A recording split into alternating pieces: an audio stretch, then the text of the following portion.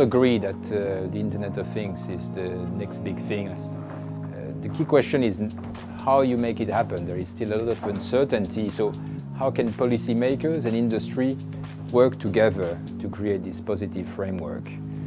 At the level of the European Commission, we have just launched a new alliance for IoT innovation. That's where we are discussing these things, trying to break silos so that industries work together across industry areas, from agriculture to manufacturing to smart cities.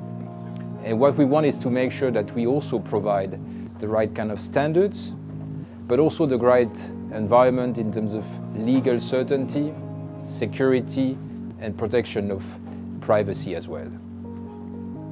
What still needs to be done? There is still a lot of uncertainty in the market, so we think at the level of the EU that a key action is actually to experiment, to try out, to test the IoT solutions.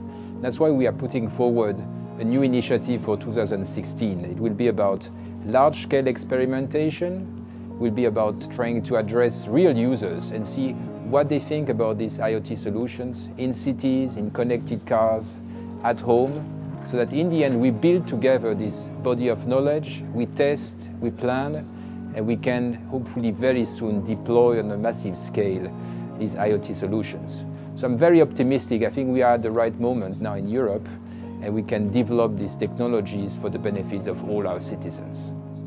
So when thinking about framework conditions, you may know that last week the Commission adopted the Digital Single Market. It's precisely about this, about creating a new framework so that we can benefit from a single market for all these services, including for the Internet of Things, by the way.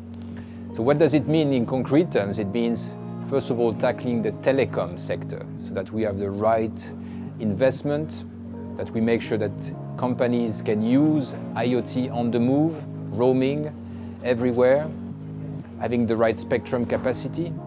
But it's much more than this. It's also about, again, the standards, the standardization, the interoperability on a continental basis.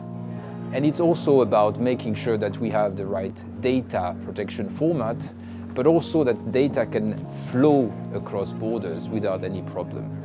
Finally, and this is very important, we need to make sure that security is addressed in the Internet of Things. That's why we have a directive in the making, and we'll have more activities to make sure that we deliver trusted and a secure IoT.